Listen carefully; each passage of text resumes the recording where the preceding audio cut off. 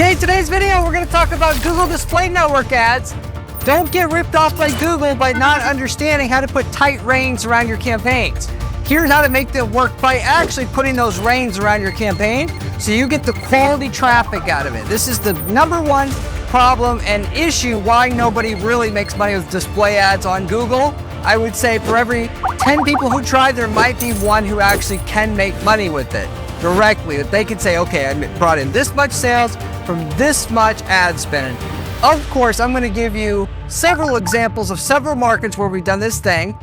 I'm going to go over the return that we make, so stay to the end of the video. I will have hard numbers for you so you can understand how well this can actually work for your business. And then, of course, tell you before that how you get to those results for your business. What are the actual key things that you need to know that Google doesn't want you to know and that other advertisers just basically won't tell you, because this is not generally widely accepted information. So I will go over all those details on this video so you can make the millions of dollars a year for your business running display ads for your business, specifically running Google Display Network ads. What I've done here on this table is I've broken out Google Display Network from the lead gen side. If you're generating leads, what you got to know here, what are the key things that nobody will tell you? And then on the e-commerce side, what you got to know there that nobody will tell you. I'm going to start with the lead gen side. So with the lead gen side, first of all, you got to know you need a good offer, okay? What do I mean by offer? Okay, you can't just say if you're an accountant, oh, hey, we're an accountant agency. We can actually do all your accounting needs, and then that be good enough. Nothing is gonna happen if you do this. This is what 90% of people do right off the bat, and they expect miracles to happen, and then they end up walking away completely frustrated that nothing happened, and they, oh, Google scammed me. Well, technically they didn't scam you because you didn't even have the basis of what you needed there in the first place to make it work. Now, when I say scam, I mean Google sending you crap traffic that's never going to convert no matter how good your offer is, but you got to have the offer as well so that the people that are seeing it that are quality will actually jump on it. What I mean by this is the following. So here's the key offers that we use for a company. I'm not talking about changing up what you're selling. If you sell promo products, selling custom hats, custom shirts, whatever, you're going to keep selling it. How you frame that in the ad to make it a bit spicier, a bit juicier, is going to be all the difference in whether you make this work for yourself or not. And here are the key formulas, 4 formulas that we use for this. #1 is the sample, okay? So if you are offering, going back to the promo product company space, if you're offering custom water tumblers, basically where companies want to buy water tumblers for their staff or for their customers, put their logo on it. That's what I mean by promo products. If you're doing this and you just try to say, hey, we have customized tumblers that you can order, nothing's going to happen about what you're offering. They know they can go to Google at any time, get that same damn thing. Nobody gives a shit, okay? And generally speaking, you could say you have great prices and fast shipping and great service. Nobody still gives a shit. What are you going to do to help your user get into the fold of your company? What can you give them that other people aren't going to give them, that you may not be comfortable with giving them, but it's going to pay off because you're looking at the lifetime value of that client and what they're really worth to your business. In this promo product space, we would give away a free sample. You're going to get a free tumbler sent to your door with your logo on it so you can physically see how good this is. Now, a lot of you guys would say, oh, I can't afford to do that. Oh, they'll just get tire kickers. I don't want tire kickers. I want real customers, Corey. Ultimately, you have to do something and think outside the box here in order to get someone to actually jump on your ad. Otherwise, nobody's going to do it, so you can sit there all high and pompous all you want. At the end of the day, nothing's going to happen. You're not going to make any money. You have to think about what that customer's worth in terms of their initial order, subsequent orders, your margins, and can you afford to give away that initial tumbler just to get them to start talking to you? That's what clear difference is between the people that make millions doing this and nothing. Literally nothing.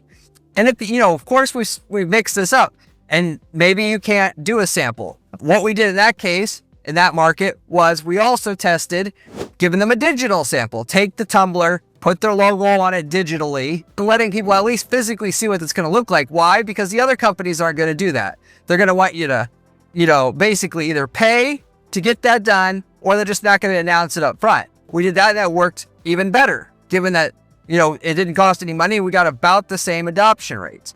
So that's a perfect example of how you have an offer, changing something what you have to make it spicier so that on a display ad, it looks good enough that people will click through and buy. Or at least start down the sales process with your company, get familiar with your company. You got to realize, guys, nobody knows who you are. You ask people to buy from you, they don't know who you are. Why the hell should they buy from you? Okay? Especially when you're talking about services where there's a huge discrepancy between one company and what they deliver in terms of quality and another. Most people are just going to go with the proven branded company. So that's great if you're the number one company in the space and everybody knows it. Then you don't really have to worry too much. But if you're not, you have to do something more creative to get people and give away more. So people will start down the path of discovering who you actually are and what you're about, so that you can actually wow them a little bit, so you can actually get the business. And then your business is built up off the backs of that, so you can be that top company. You also can do an irresistible info offer. I see a lot of guys that'll say, like, how to get into a relationship the easy way in 25. That in and itself is garbage, okay? Nobody gives a shit again about this type of information. If you're gonna offer an ebook on your ad, nobody cares. We've had a client not in the relationship space, but they're one of those services where high net worth individuals are looking for to outsource having to find somebody to go out on a date with. The girls get the service for free. The guys, the wealthy entrepreneurs, are paying thousands a month it's a matchmaking service for them to get linked up. Well, in this particular case, like it is in almost every market out there, we need to come up with a way to have spicy information that they know they can't get anywhere else, and they give a shit about also. In this particular market, we talked about dating scams in 2025. So this actually hits home with somebody who has a lot of money because they are scared of losing their money. They are hiring, if you think about it, it fits perfectly. They're hiring a matchmaking agency because they can also vet the girl. They're not going to get some scammer that's going to try to scam them, or gold digger, whatever. Ultimately, they had this guide, people download it. It gets the type of person to download it that you would typically want to talk to, and then you right away call them up. So a lot of people will do this and they don't call them till the next day. That ain't gonna work. You gotta call them up within 2-3 minutes of downloading this guide. The guide also has to be damn good. It's gotta be written by an actual copywriter who knows what the hell they're doing, so that when they start reading it and they get the call, they're actually wowed already by the information you gave them. You can see though what I'm talking about here. What you're really doing is you're taking baby steps with the user so that they don't actually have to trust you. You're just asking them to do something so small that, hey, why the hell not? And then you do a little bit more, and then pretty soon now they know who you are, and they never intended to go down this road with you. So that's what you can do there. And this works in basically most markets out there, in that, like, we've had funeral home service, how not to get ripped off by a funeral home, or for a appliance repair company, where we would say how to actually fix a GE washing machine yourself in 15 minutes when it will not work. Anybody can do this. And then they download that guide. Of course, we get them now on the phone because we know that person has that particular issue. So this can go a lot of different ways here. It can work for about any market. That's one of our main common ones we use.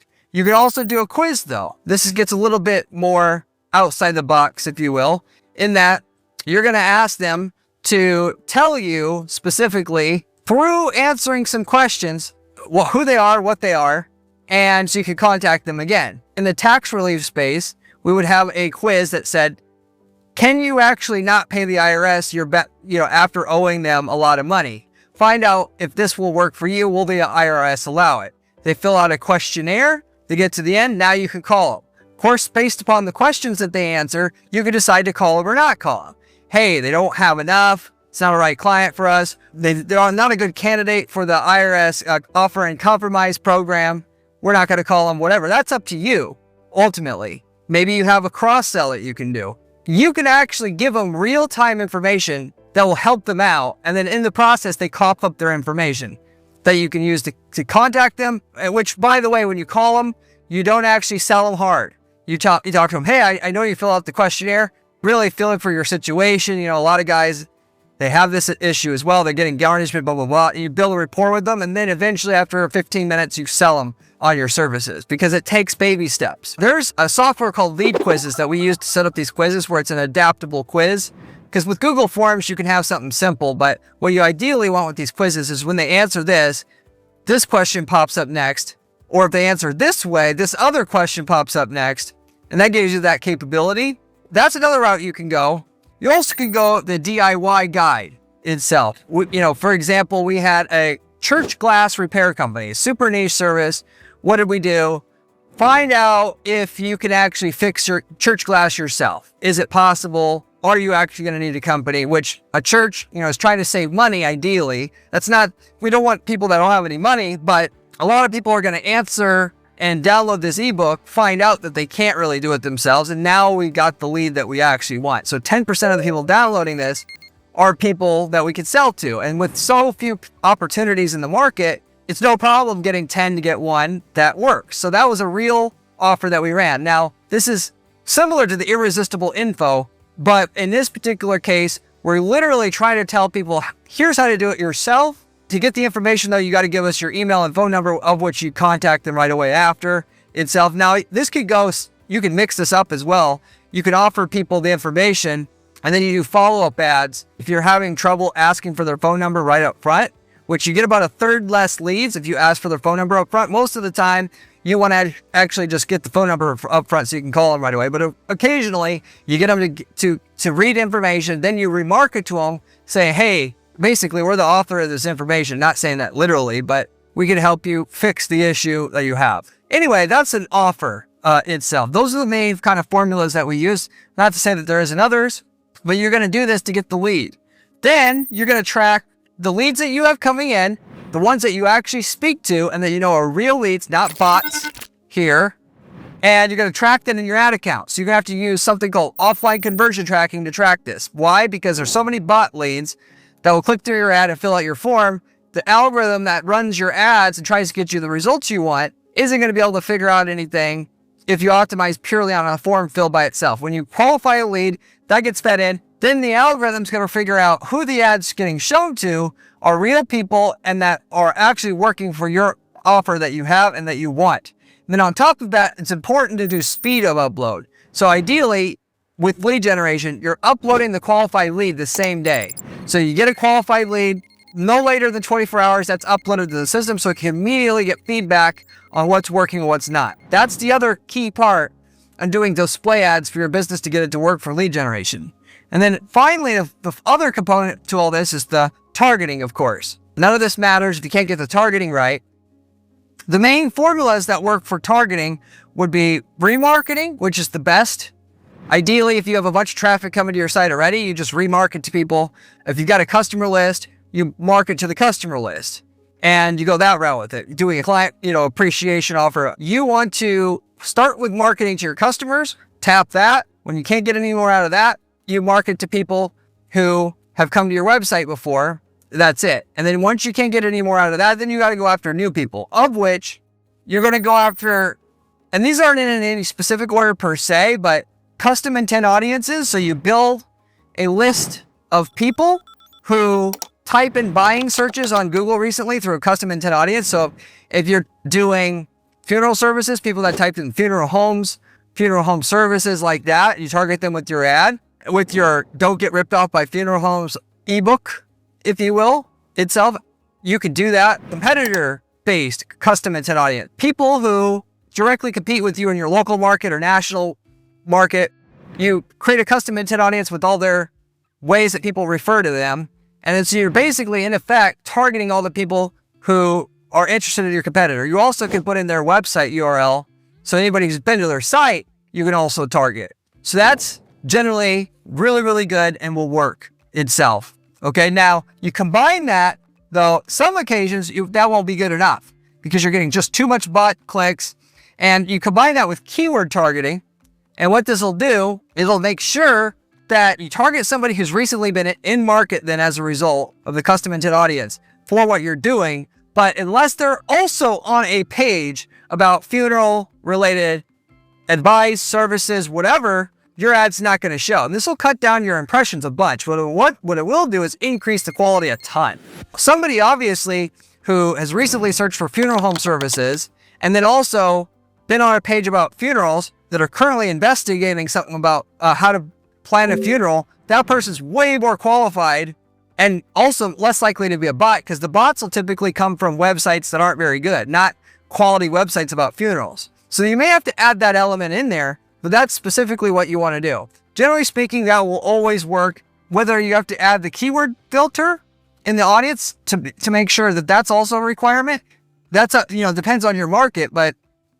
And then when you add your keywords, by the way, because there's keyword targeting in your display campaign, you add everything about funerals. It doesn't have to be a buying term, just anything. So you're getting on a funeral page if you're going to go that route. And then also you got dedicated domains targeting. You could do placement targeting. You could target people who have been on a certain website. You could find all the funeral websites that are big in your space, target just them, okay? And maybe that'll be good enough, but maybe it's not good enough. And what you got to do is add keyword targeting with it so that if they're not on a page specifically about cremation on this funeral website, my ad won't show.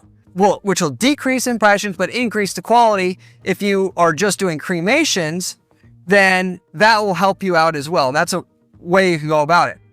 You also can do filtering by in-market segments and affinity segments. If you're in a broader market, like if you're doing, acne cream, like more than 1% of the general market buys. What you do is you run your campaigns and you go under Google's free data that they give you on in-market segments and affinity segments that match the people who go to your website and are clicking on your other ads already, if you run search ads and like that. And then you find out the traits that make the person who converts versus doesn't convert unique. You may find out for the acne treatments person, somebody who buys typically your acne product also likes to watch football for whatever weird reason. Then you go back here with your targeting and you add a requirement that, hey, the person must also like football in order to see my ad. Ultimately, usually it's not so random of a thing that you find. Such as if you do granite countertop installation, what you'll find is somebody who's recently moved and on that affinity segment, they're a lot more likely to actually convert into a granite countertop installation lead, because people, when they typically move into a new house that doesn't have it, they want it. So you're increasing the likelihood that you have a person that's going to buy in front of you, because when somebody just types in granite countertop installation, maybe that person's going to buy, maybe they aren't. But if they're in the process of moving, it increases the likelihood that they are serious. So you can go that route with it. In broader markets, that'll work, because otherwise, if it's not a broad market, you'll cut down your impressions too much. No people left on your audience to target.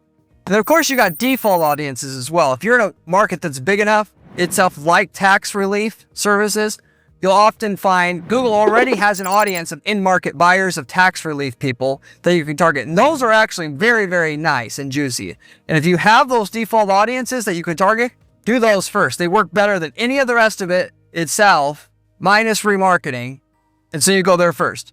If there is no default audiences, then I'm going to go custom intent, generally speaking, and then I'm going to go dedicated domains last. Now, occasionally, if my niche is small, I'm going to go dedicated domains first and then custom intent last. The person really has to be of a certain caliber for us to target it. And the reason why custom intent doesn't work as good is because once somebody's on a website about my topic, it makes them a better qualified prospect to begin with. So anyway, as far as lead generation goes, that's the main key things you got to know in order to make money with your campaigns, okay, with this Google Display Network ads. Now, on the e-commerce website side, key things you need to know here is you need urgency of offer. You cannot just say, hey, here's my toolbox. It's really nice, buy it. Because even though it's a really nice looking toolbox, it can look visually stunning, has great features to it, looks like it would do a good job for me, better than what I could get elsewhere. It's still just usually not quite enough to make an ROI from your campaigns. You got to have a sale or a quiz offer or something like to that caliber in order to make the clicks. Here's the key thing. Every time someone sees your ad and doesn't click on it, you're paying a higher cost per click for the clicks that you do get than you otherwise. So your goal is to get your click-through rate up at 1% or higher, because your cost per click is going to go down to 10 or 20 cents. And it's actually quite easy to make money at 10 or 20 cents versus $1 per click. So we'll have a sale ad, usually for an e-commerce company, every month. In July, we have a July 4th sale. We're offering 10% off everything in store just for the next few days. And then in August, we're doing an August summer sale.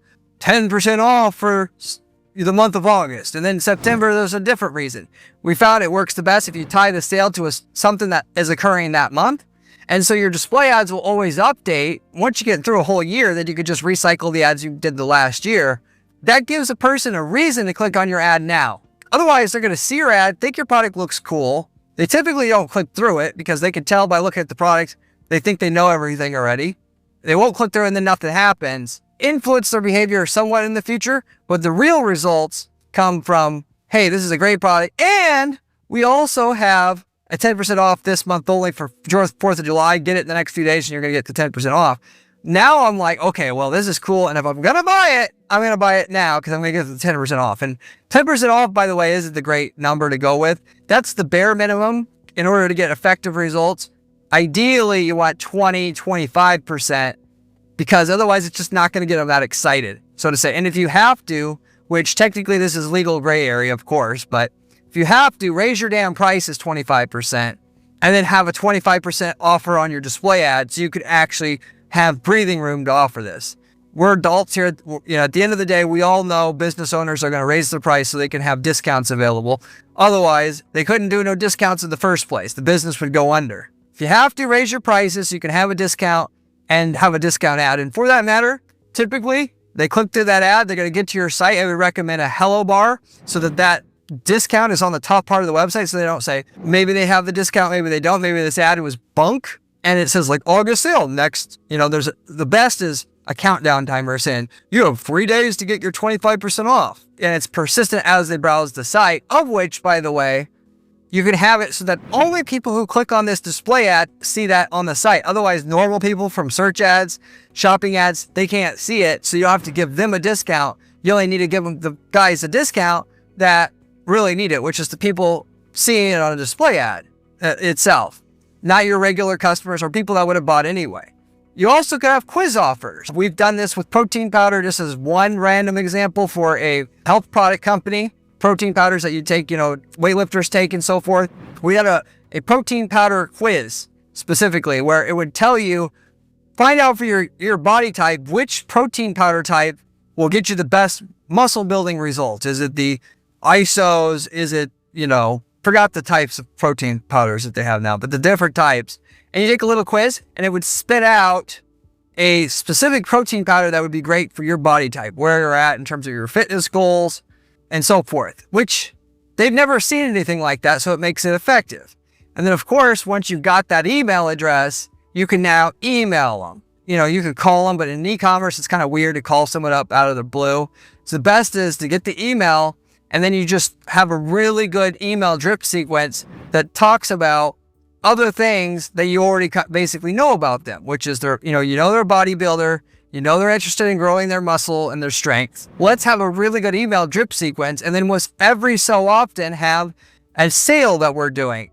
And then on top of that, you do other remarketing ads with your sale on it that we were talking about here, and you'll get the sale. So once they already got a good experience from your brand, they're now 10 times likely to do business with you. So it's a two-step process. Some people, when it spits out, hey, this is the protein powder for you, click the link, we have it right here, you'll get some sales. But it's tough to get enough sales directly from that output to make the campaign make sense, or at least on the initial sale and the repeat sales, the ROI is there when you add those in, as well as the increase in organic you're going to get and so on and so forth. So that's another route you can go if you think you need to. The sale campaign is usually the way to go. You have a really good ad that shows the way the product works using a HTML5 ad. Those work better than static ads, by the way. You run a discount, and then getting the targeting right will make the sale ad work, because if they're already in market for your product, like if they're looking for a toolbox right now and you show them a toolbox that has a 25% discount for the next 4 days, that usually is the combination that will work most of the time. And that you don't need anything more fancy than that. Okay. Before I continue here, by the way, If you haven't subscribed to the channel, you should subscribe. I've got the best information you're going to find online about how to make money with ads on this channel. Why? Because I've been doing this for 20 years now, and I spend 40 hours a week doing ad strategy and testing at our firm with our dozens of clients to tell you what works and what doesn't work. Most of the people on YouTube aren't actually managing ads themselves, therefore they don't know anything. And then you're not going to learn anything from them. Just subscribe, go ahead and take a minute, do it. You're going to do yourself a huge favor if you do this. Furthermore, I've got a great blog on my site at guaranteedppc.com/blog. I got all my strategies documented there that you can follow to guarantee results for yourself, like we have to guarantee them for our clients to get paid at our agency. That's what we do at our agency is you come in, we make sure you get a certain minimum result on your campaign before we charge anything. And then once we get you that minimum result, we start charging our monthly fees to help you keep scaling your campaigns. Nobody else does this in our entire ad management space, which should tell you something about the quality of services that we offer. Of course, similarly to that, what kind of advice that we're providing to you on this channel. And I do all the ad strategy for all the clients at our firm to make that possible. If you want, get a projection of the results that I can get for you if you actually had me run your ads, you can reach out to me through guaranteedppc.com and I'd be happy to provide you a free projection. Templates available. If you are in a market that we've been in already and you just want to do the ads yourself, we can sell you the winning ads, landing pages, all of it that work for your niche market. You copy paste those into your ad account and get the same results that we did without having to do all the work and spend all the money that we had to figure out what works in your market. We've been in hundreds of niche markets, so the chances are quite high we've got the template you're looking for. If you would like that, let me know as well through my site at guaranteedppc.com. If you have any questions about anything I'm covering here, by the way, you can always leave me a comment below. I get back to every single person that leaves me a question or comment on this channel, usually within 24 hours time. You can also reach out to me through my Discord group, and link is in the video description, as well as reach out to me through my site and we can set up a call. I also do coaching, consulting, all of that as well. Going back to what I was saying here, now for e-commerce businesses, the key thing that with lead gen, you can just qualify the lead right away and use that to train the campaign and the algorithm that runs the campaign for you to get you the right result and more results as you go along. For e-commerce, it's not so easy because you're not talking to people. So what do? What you do is you set up a conversion goal for time on site and bounce rate. I found this out semi-recently, which is what inspired me to make this video, where you set up a conversion goal to target people that will track whether somebody's on the site for more than 2 minutes and visited more than one page on the website, which bots that click through ads that are trying to steal money from you as an advertiser from websites that run ads on those websites through the Google AdSense program, sometimes will click through the ad and then screw around on the website for a while to trick Google and all that. But it's not all of them. What we found, instead of waiting around for sales to happen, you actually set this up and ultimately it's going to train the algorithm faster than it would otherwise. Ultimately, long-term, you want to train it based upon what's producing sales itself. Or, if you're selling something over $100, what's producing phone calls or contact form fills or inquiries that way, okay? But before then, you are going to optimize based upon what's producing somebody on the site that's staying longer. Because your typical bot is going to click through the site, spend, a few seconds on the site and then leave. Or they'll spend a while on the website and then it'll leave. It's not going to click through and browse the website. So the combination of the time on the site plus, which you can set up through Google Analytics, by the way, and then import this goal into your Google Ads account, which is how you do it, and more than one visit to the site, it'll actually, with 80% accuracy, figure out if that's a real user or not, and then it'll cut out 80% of the waste as a result of this. And then you do this until you get 20 or 30 inquiries, and then train the campaign to optimize for inquiries / sales. And then when you get 20 or 30 sales, you just set up the campaign to optimize for sales. In e-commerce though, surprisingly, sometimes it works better to optimize for inquiries and sales both at the same time. Most of the time, in fact, we found that's the way that it is. But like the lead gen side, tracking data is everything. And when you start out advertising, no matter how good the ads are, they're never going to work amazingly well right out the gate. Typically, you may only get 50% ROI the first month, even if you've done everything right. But the second month, you'll get 60, and then third month, you'll get 75. And if you keep building it up, you'll get to profitability. It might take 6 months to get to profitability, but after that, then for the next 10 years, you got a profitable revenue stream coming in.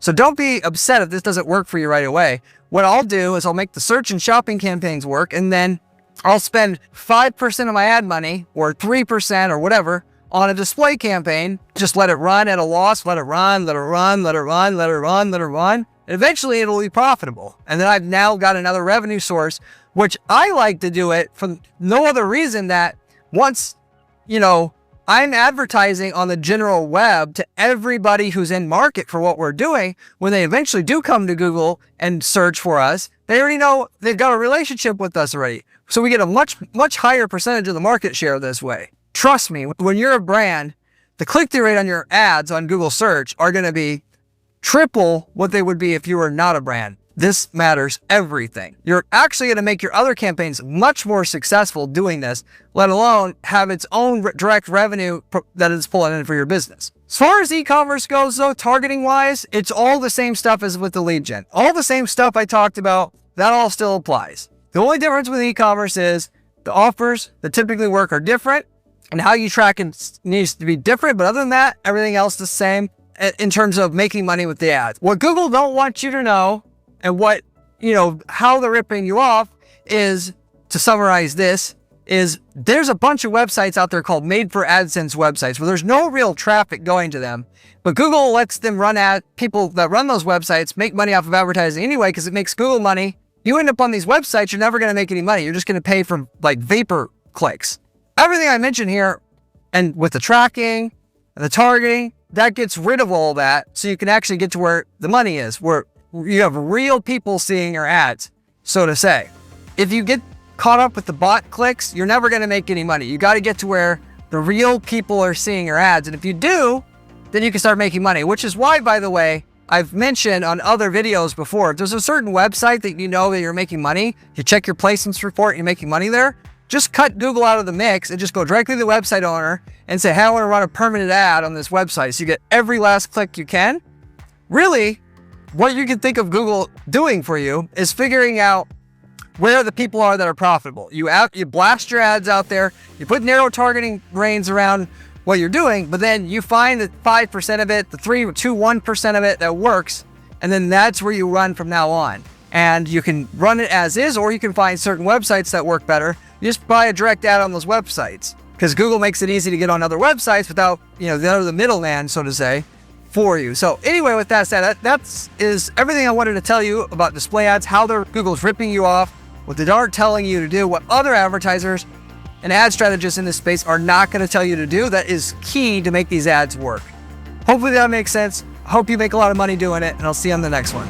If you want to see another video, click here. It is one of my best ones.